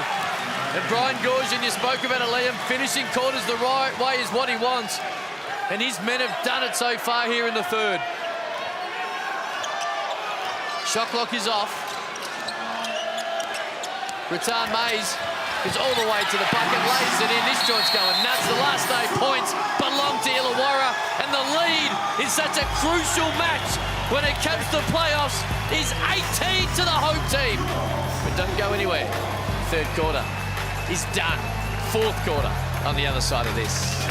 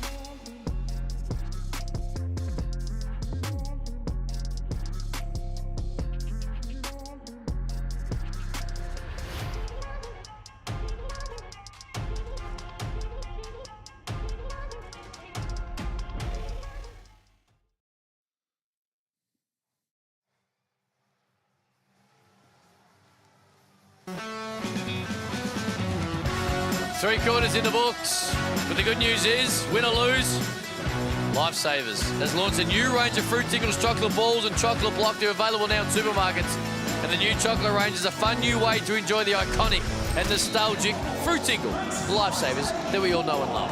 Win or lose, Lifesavers are back in our lives, and I like it. All right, 18-point lead, Liam Santamaria. This has been a big last couple of minutes of the third quarter for Illawarra, and it's now a big chance to put more pressure when it comes to that fourth spot.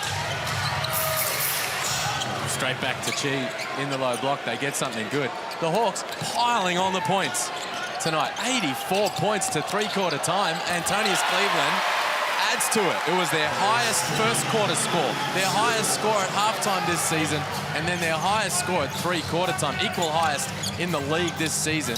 The Phoenix having all kinds of trouble defensively, and the Hawks ripping them up. Creek, 2 of 13 from the field so far, takes the bump.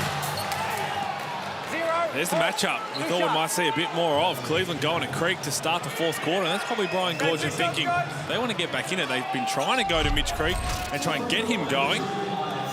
Creek just puts it on the floor. Cleveland jumps in the end and didn't have to. There was no shot fake there. He beat him to the spot. Mitch Creek gets to go to the line. He's 1 of 2 tonight.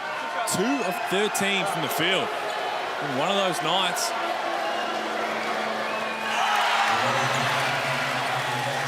Cleveland loves it. 1 of 3 from the free throw line for Creek. 7 of 16 as a team. Southeast Melbourne Phoenix tonight. They've given away the Hungry Jacks burgers in the first half. He's able to rattle that one home. He's got 6 on the night. Pressure up the floor. Amounts to nothing. In fact, it amounts to Cleveland just waltzing in at Chi on 3 fouls and saying, I'm going to go straight past you, and laying with the left. The lead is 19. He's got 12, and everything Pete Hawley they touch is turning to goal. Well, I like the Phoenix are trying to get up and in with the ball pressure, try and get some traps in the backcourt, but they got past, and I love that Cleveland just put his head down. Went straight at Joe Chi. Good finish. That's what he does in transition. And there he is. Look at that. That's what Antonius Cleveland does. He understands the importance. He loves the game. He's bringing the intensity. It's the way that he plays his best basketball, he told us. And the possession goes to the Hawks. Beautiful finish in transition. Chi trying to take the offensive foul, and he just glides right by him. Finishes with the left.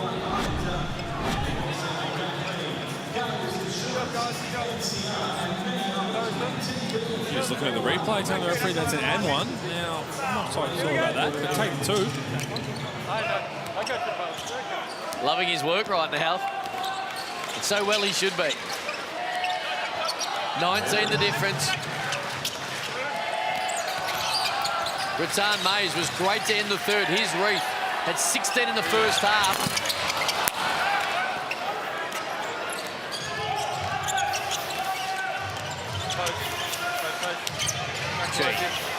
Guarded by Reith.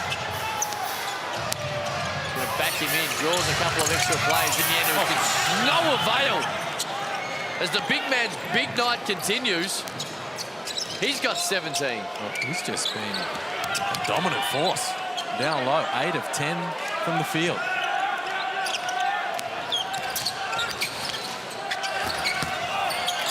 Great give and go, and it ends in a 2-hand throwdown for the Boomer.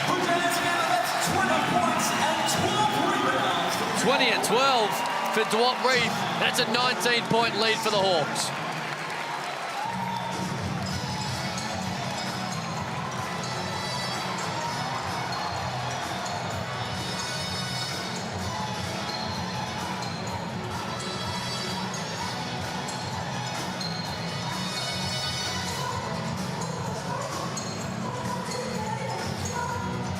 Stand-up timeout from Simon Mitchell. Cameras and microphones not allowed. Oh. Get a little look from the camera. Can you lip read? We can't hear. We can come and have a look at Brian Goorjian, but Simon Mitchell clearly trying to deliver a strong message to his squad. Needed a response out of three-quarter time. Needed a response a couple of minutes to go in that third quarter, and he hasn't got it. Meanwhile, the Hawks firing on all cylinders. 19-point lead for Illawarra.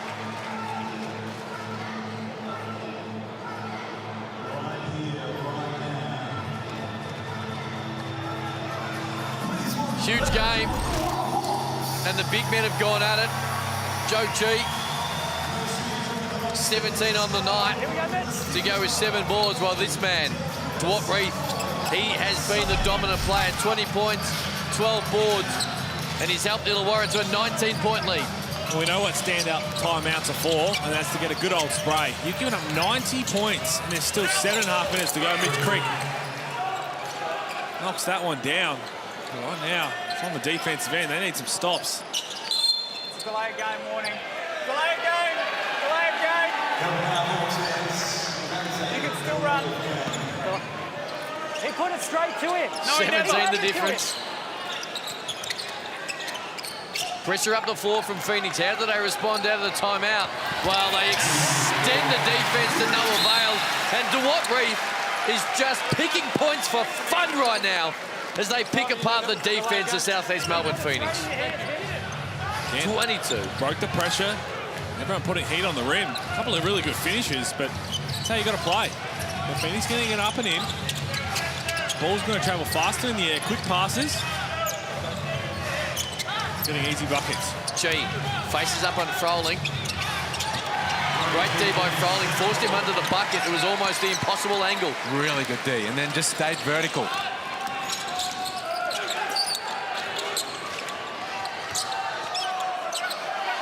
Froling at the other end has the mismatch on Liafa. One-on-one. Absolutely no chance of a double team. They cleared out the half court. Couldn't finish it. It'll stay with the Phoenix off the rebound. Good defense from Liafa. Thought they might have someone try and get down and have a swipe at it or send the double team. Look at the layups. Look at all the layups for the Illawarra Hawks on the SodaStream shot chart. They've shot 31 from 45 from inside three-point territory at over 70%. A lot of that, Liam, has got to do... The pressure up the floor's done nothing tonight. It's led to easy buckets for the Hawks. That's not an easy bucket, although it went down for Mitch Creek. He's had a rough night, but he scored the last 5 for the Phoenix. It's at 16 the lead.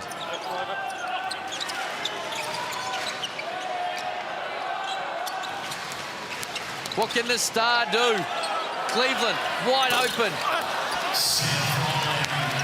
Froling kept it alive. Another opportunity for the Hawks. Harvey says, oh, we don't need long. But it was no good. Under 6 minutes, time not the friend right now of the Phoenix. They've got to get going. Creek, 2 straight. That one was a little short. Liafa just picks up the errant ball and says, I'm going to let it fly. And he nails it. What, 13-point game in the blink of an eye. Couple 3 balls. A turnover. He's got 9.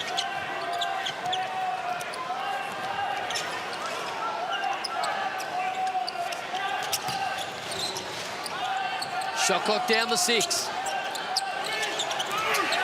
Cleveland's going to let it go. Takes it at Tarangi and all too easy. He fades the defense and is able to get home. He's 13th and 14th point of the night. Creek lifting.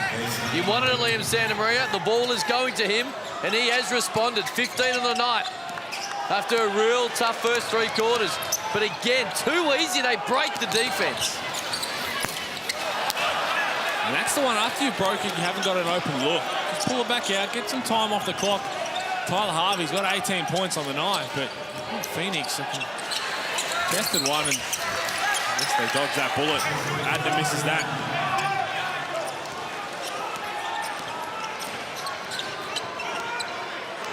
Lead of 13. Here's Harvey. Guarded by Tarangi. Goes away from the Reith screen, just pulls the trigger straight on 3. Looking for the knockout blow, can't find it. Creek. Adnam. Liafa 2 straight. And now Brian Gorgon says, all right, it's back to 10. We need to talk. A good timeout from Gorgon. He let it ride a possession or 2. And then couldn't let it go any further. And the Hawks need to be smart right now. You can't take quick shots. And when you do get it through hands, now put some pressure on the rim. Transition opportunities for the Phoenix. Penetrating pitch, extra pass. Liafa's knocked down a couple right here, and it's a 10-point game. Loop here. We got to be strong with the ball on the push of the ball. If there's another carrier, find reverse in the middle pick and roll. All right, we're good. We're good. We're good. A loop here. You've got it bringing T up. All right, we got the court spread here. You're setting the on ball. Let's go, brothers. Heads up. Here we go. All right, let's go. Let's make a run now. They made theirs. Let's make ours. Here we go. We're up. Hey, you good? Fucking down. Let's go. Let's go, Here baby. we go. Hawks, 1, 2, 3. 10-point lead. It was 21 earlier in the quarter. And head-to-head, the two big men have bought it. 22 and 12 for Dwight Reith. Joe Cheese, 17 and 7. Battled some foul trouble too. But here we are. Big opportunity for the big men to continue to stand up, although one of them is sitting on the pine. Well, he's been dominant tonight, Joe Chi. 8 of 11 in just 21 minutes, got 7 rebounds as well. Got the 3 fouls.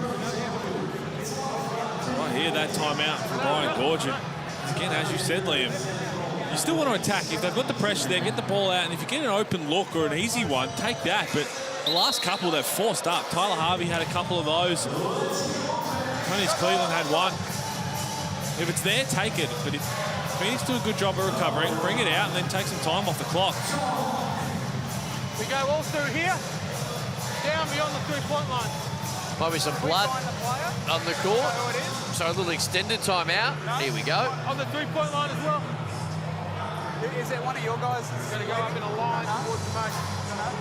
Floor wipers and court cleaners doing a great job. Now, boys, I won't do it right now, but I do 24 times a day. Ooh.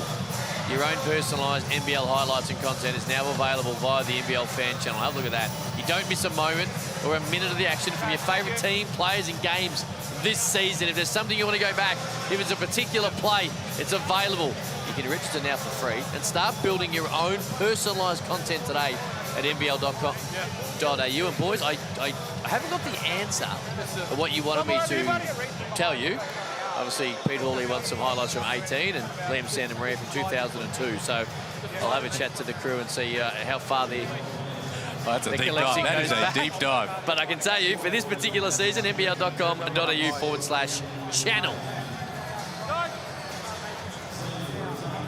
What's that, Hulls? Yeah, no, grand final, yeah, 2018, we know. Game 1. Okay. That's right. Casper Wee went off injured. The crowd was Has he told you the story? I'll turn it up. The only thing he's told me more is about his shot. Congratulations on the anniversary this week as well. Appreciate that. Pete? It's about the one thing I can hang my hat on. Love March Madness in full swing.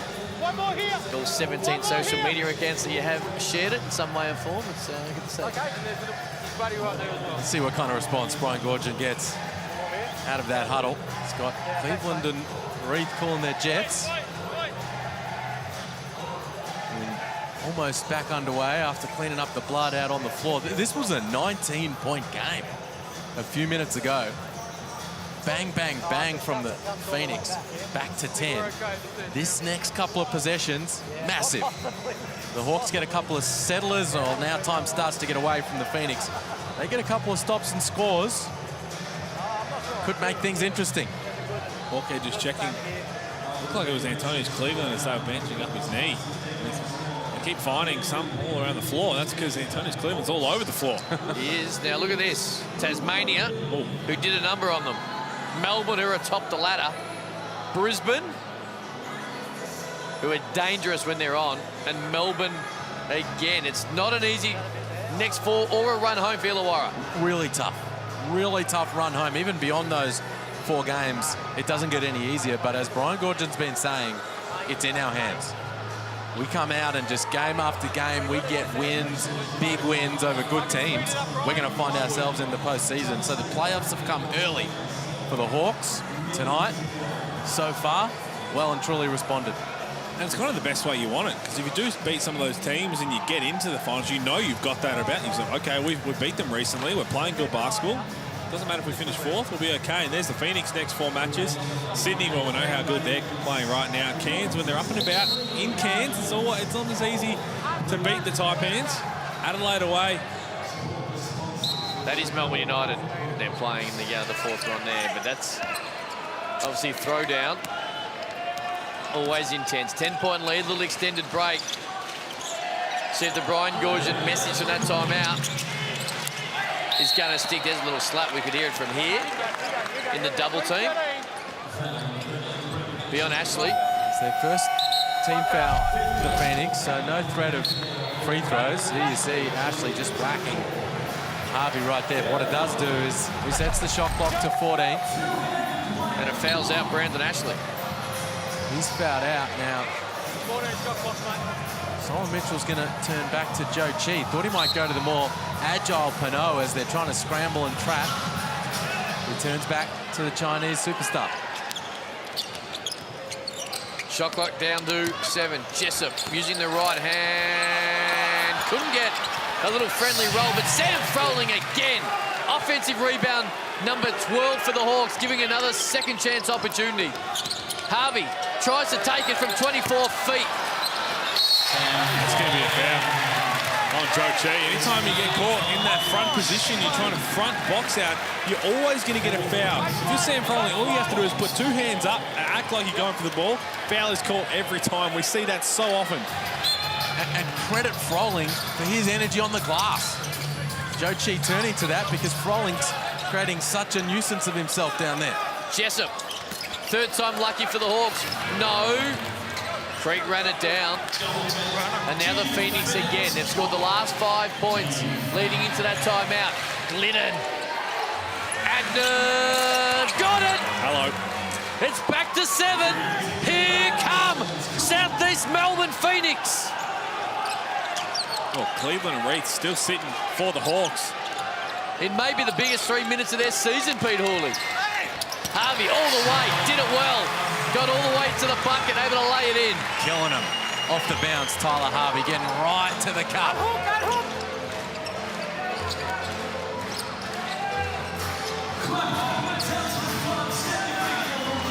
Creek turned down the 3, gets into the painted area and crawls it over the front of the iron. 17 points now, Mitch Creek. Big here in this fourth quarter.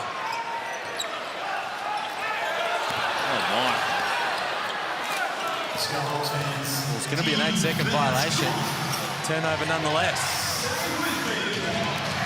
Their 6th of the night. Creek needed to be aggressive, needed to put his team on his shoulders, and he has in many and different ways in the fourth quarter. That time with the setup. The lead is 5. What a comeback from Southeast Melbourne Phoenix. Give themselves a chance in a game they really have no business winning, yet here we are. Harvey again, can't get it to go. That foul's called on Kyle Adnam. And he doesn't like it. Push this way. They had the stop. Those are the ones that haven't fallen. The offensive rebound, the foul. There was 1% falling. He got the O-board. Then there was the foul. You're doing the right things. You're getting them to take tough shots. You've got to come down with it. Here's Stuart Reith back into the game. Cleveland back in. Lead is 5. Rattan Mays. Liafa made it tough. Come off the hand of Chi. It's going to stay with the Hawks. 8 on the shot score. No, 14, of course. Well, opportunities reset off wasted. the Rattan Mays shot. 8 of 17 free throws for the Phoenix. Down 5, still with a chance to win this game. Reith has been the star.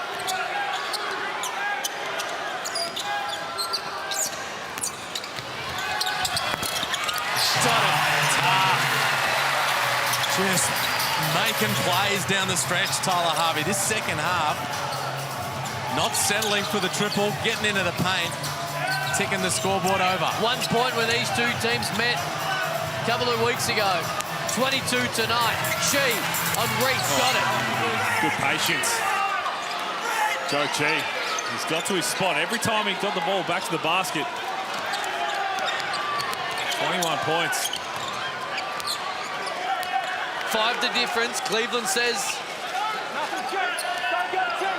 Xavier have it. Rattan Mays, one-on-one with Liafa. Crosses him one way, goes, uses the body. That's going to be an offensive foul. Right. Liafa took it in the numbers.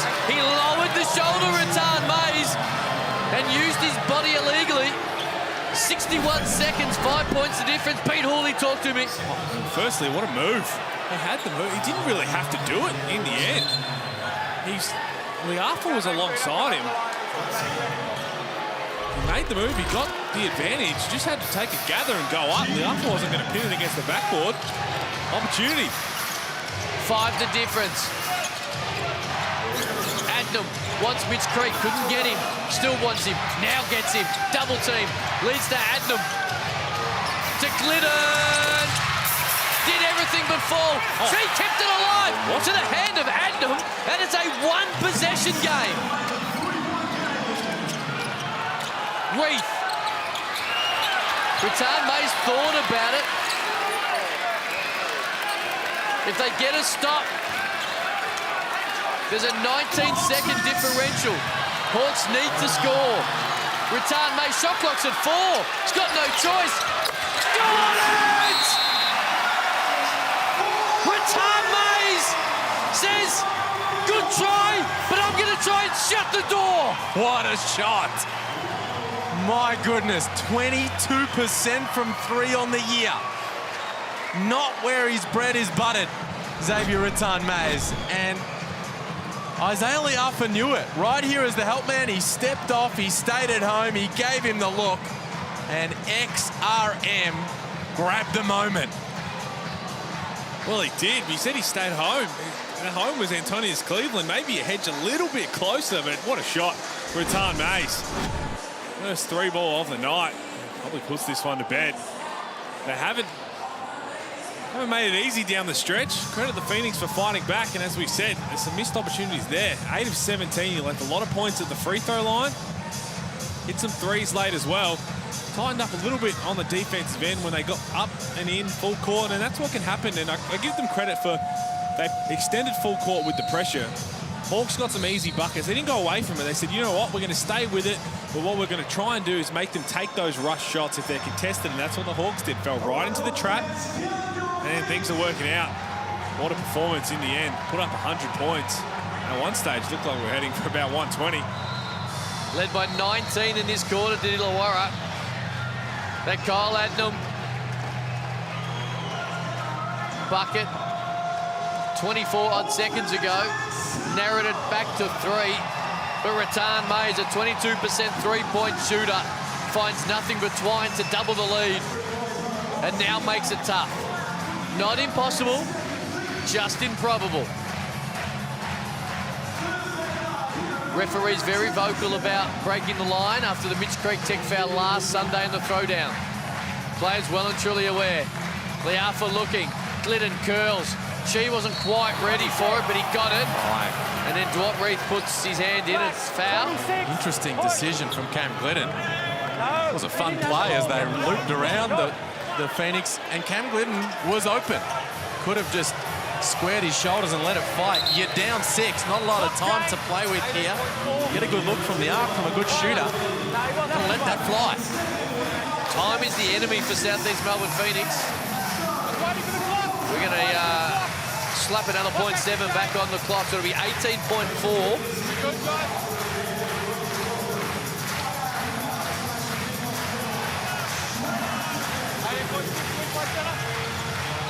18.6. No, we're still going to get there. There it is. They're good at executing in these situations, so see what they can draw up. They just executed something and Glynn didn't shoot it. Here we go. Now he gets it up. Glynn for 3. Off the rim. Chi on the rebound. Tried to go back up. Retan Mays went flying. He's not happy with it. Joe Chi. Neither's the crowd. Hello? They've found their voice and I love it. Might have a bit of a look at it, but Cam Glidden got the look, got to a breath in the air, came up short, ripped it down, and then... Okay, let's go. See.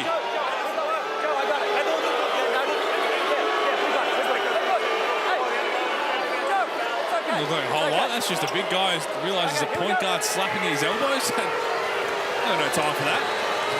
The playoff intensity and emotion that comes with a little side of physicality. Joe Chi. That'll feel good. Now you get the crowd going. It's been good tonight, Joe Chi. It's been great. 22, 8 boards. He's battled some foul trouble. had to sit for an extended period after 3 fouls into the third quarter. He nails both the leaders for Brian Goorjian, says, let's chat. Smart timeout. Brian Goorjian, last thing they wanted was a turnover in the backcourt. Let the Phoenix get a quick bucket under the rim, so they advance it, especially with the game clock at 14. Nothing to be lost by advancing it. Get that 14-second clock to work with. And here's again, Joe Chi. Good look from Cam Glidden. Heads up fake to get a little bit more space, and Joe Chi just went on with it for a little bit. It was like a shunt. Like a shunt. A shunt. And good refereeing, to be fair. We didn't waste time looking at it and have, because I think it was you can hear played out well. Mike Allen said replay center, we need to have another look at that. And they would have had a quick look and say, no, he's good. He's getting hacked a bit. They're all over his elbow and just trying to follow through with the play. 4-point lead. So if you're the Phoenix here, you've only committed 3 team fouls right now, so you've got one to play with. Unfortunately, because what they really want to do is not let any time off the clock. So you got to pressure the ball, you got to get in the passing lane, give yourself a chance to pick off that pass, but then foul immediately. And then the skill and the art of fouling without giving up the unsportsmanlike comes into play. That and fouling before the ball's inbounded as well. So they're going to make sure they do all that the right way. No timeouts remaining for Southeast Melbourne Phoenix. One for the Hawks. The Hawks trying to get the ball inbound safely. Knock down some free throws. Rattan Mayes in no real rush to get to the sideline. Now he gets there. Here we go.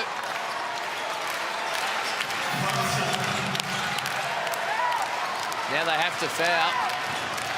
And that, in the end, has led to a wide open dunk. And the door is now shut. And this is a huge win. They deserved it. They thoroughly outplayed them from the opening tip. Southeast Melbourne Phoenix were brilliant, courageous in the last quarter, but it's going to amount to nothing. And when it comes to playoffs and that all-important fourth spot, it might amount to something even less for Southeast Melbourne Phoenix. Massive. Massive. The Hawkettes have no idea why Mitch Creek didn't foul. The Hawks took advantage. Gee, they're just going to let it fly. Creek loses it. DeWalt Breed, man of the moment. He picks it up and just dribbles out the clock, and that'll do it. We came here expecting a big battle at two teams who legitimately think they can win the championship, and so well they should. What a game. Thrown haymakers all night, and Illawarra come out on top. They were terrific from the jump. 30 points in the first quarter. They set the tone. They had a couple of periods that were flat, and then again, we get a lot of credit to the Phoenix the way they fought hard down the stretch. And in the end, the Hawks, they got what they wanted. They got some easy shots. DeWalt Breed, he was outstanding all night long. Played 31 minutes, but he's our footlocker player of the game. 22 points, 12 rebounds, only missed 2 shots. 5 offensive rebounds. He was having a lot go his own way in the first half. They stepped up the pressure in the second half, but still, what an impact he had, and what an impact a lot of the guys had. Everybody stepped up. Real team effort from the Hawks. 18 of those 22 points in the first half. 9 of those 12 boards. And it might just add to the frustration for Brian Goorjian and the Hawks fans that they play like this, and when they play like this, they are a championship contender. No time for that now. Just got to move forward and get those wins. Well, if they play like that, they'll keep getting those W's. Quick break. Plenty more on the other side of this.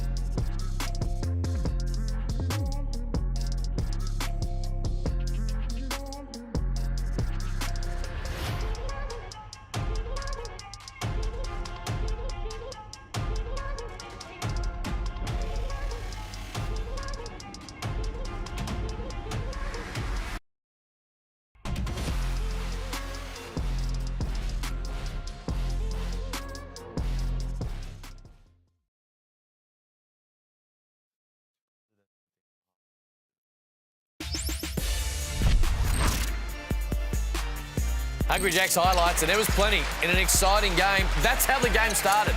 Tyler Harvey had 1 point last time these teams met. He was a focal point, and not just early. Joe Chi, baseline, one side, then the other, the little throwdown. And this was fun. But Liam Santamaria had playoff intensity. It has playoff implications. It had a near 20-point lead in the fourth quarter to one team. Southeast Melbourne Phoenix clicked into gear, but it ended with the home team and their fans being absolutely ecstatic. Massive win. Just a huge, huge win for the Hawks in the context of their season. 200 combined points, high-scoring affair, and a little bit of a run from the Phoenix late to give themselves a sniff, and then that man, Xavier Rattan-Mays, came up with the biggest play of the night to seal the deal for the Hawks. Humongous win for the home team. Well, it was, and as we highlighted, really just set the tone from the jump. That's what they have to do. That's what Brian Gorgie keeps saying. It's in their own hands. You could see that. You could see the hunger. You could see the energy. Reith, we highlighted, was outstanding. Tyler Harvey started to show shades of his old self. No doubt. We saw last season, putting the ball on the floor and attacking. 1 of 7 from 3, but I like the way that he got about it. Mitch Creed got going a bit late. Joe Chi was enormous. And again, for the Southeast Melbourne Phoenix, it's hard because I still think we look at all the stats the way the game, they definitely still miss the impact of Ryan Brockhoff out there. The energy, flying around on the glass, trying to help out, flying into, if someone's got a body on Duop Reith and Sam Froling, Brockhoff cleans up that. He had 16 boards against the Hawks last time they played here. So definitely miss him, but they have to fill that void. 10 of 19 from the foul line doesn't help as well. Something else to rue for Simon Mitchell. All right, you mentioned Tyler Harvey, and he's not quite been to the level he was in NBL 21, but it felt like that, in particular in the second half, Liam. We were seeing the Tyler Harvey that we really loved and the Hawk heads could depend on last year. Well, I like the way he worked his way through this game because he hit that opening look from long range and then he went 0 for 6 from 3 from there, and it really wasn't happening, so he got downhill. He started to dance with it and then put the jets on, get past his defender, and the Phoenix defense was breaking down. The help side wasn't really there, and he just took advantage. Took 22 points on the board, highly efficient night, and a really smart, it's really smart the way he went about it tonight. He was great. I'm going to show this shot. Xavier Rattan-Mays, 22% from the three-point line. It was a bit of a nothing play. It's got back to 3 points, and then they just said, hey, shoot it. Well, he nailed it. You see, Mitch Creek's taking Duop Reith, so it wasn't even a full switch, and they were in the end. Rattan-Mays did what he had to do. He was open, had to step up, knock it down, and just a huge, in terms of their whole season, they might look back on how big those play was, but this game in particular, because Brian Gorgie, I love it, it's in their own hands. You got this win, bank this one, look ahead. It had been a 22-6 run from the Phoenix, cut it to 3. A lot of pressure on the Hawks to make a play in that moment. And Rattan-Mays steps up and drills it. And the Amy ladder, it proves how big the game was. The percentage is in favour of Illawarra, as now in the win column as they move into the 4. That's what it was all about. Look, the percentages changed. Southeast Melbourne dropped to 101, but really, this race is going to just keep heating up. Looking forward to the business end of this season. And the Jack Jumpers, right on the hammer of those two very talented teams as well. It's been fun. What better way to start the week of Hungry Jacks NBL than have two teams, 4th and 5th on the ladder, going head-to-head. The ding-dong battle for 4 quarters. Liam Santamaria, thank you. Thank you. Pete Hawley, likewise. Thank you, brother. Enjoy the rest of the weekend. We will see you tomorrow night with more Hungry Jacks NBL on the way.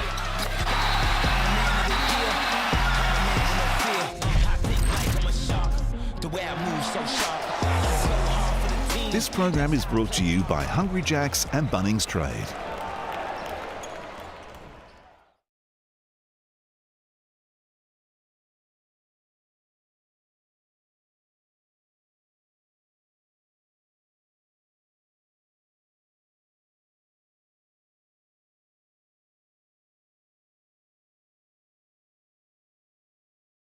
I just tested the speaker using the Sonic the Hedgehog trailer.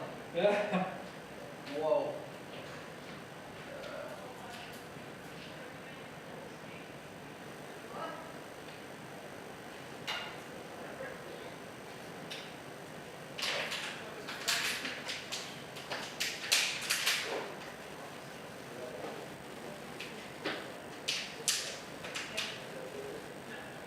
I need to sit around and make sure this works. Sorry, I need to start hearing.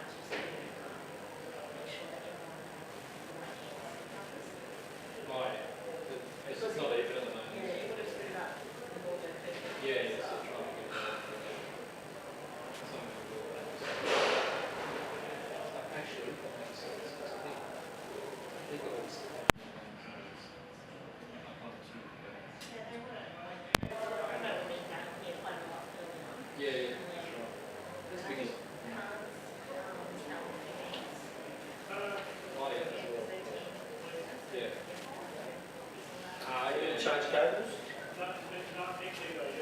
How long did the first process come down? We're How long do you need?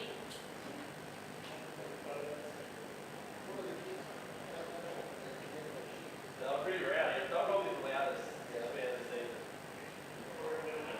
Yeah, so far. Yeah.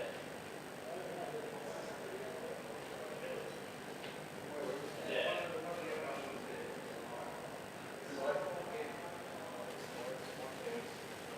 Sorry, wait a second. Is audio not working, is it? Sorry? Is audio not working? Oh, I can hear audio. Oh. No, it's working. It's just there's a slight buzz.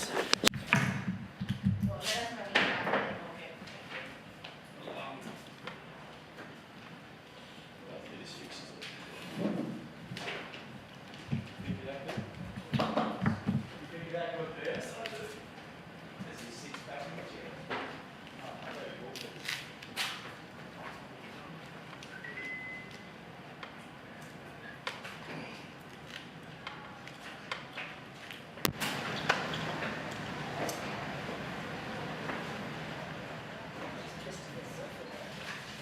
I want to go get them until you guys are right.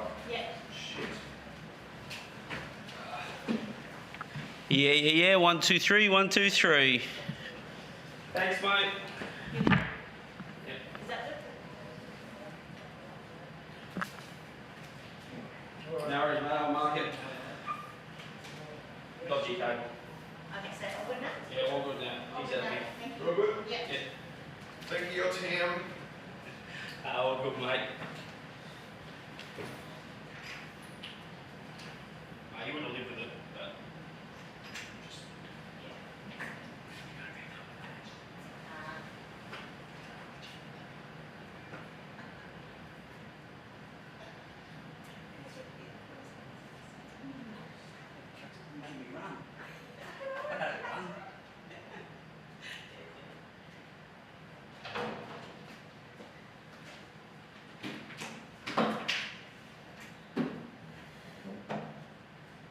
No, I just saw the audio, guys. That's a long story. And I did something stupid. That's all it is, man.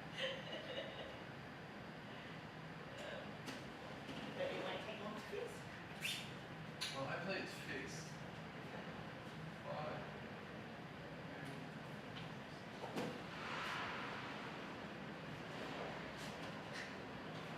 Oh, God. It's mine too. Oh, gosh. Oh, gosh. 870. 441. 9. And then 503. Let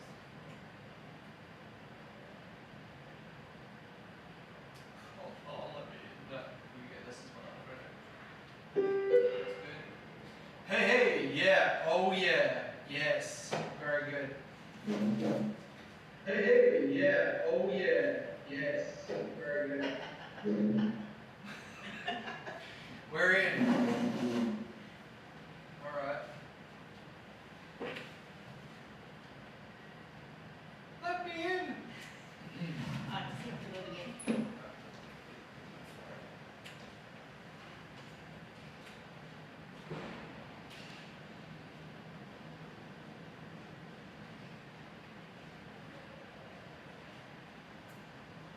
I even let someone else in. Got Matt McQuaid.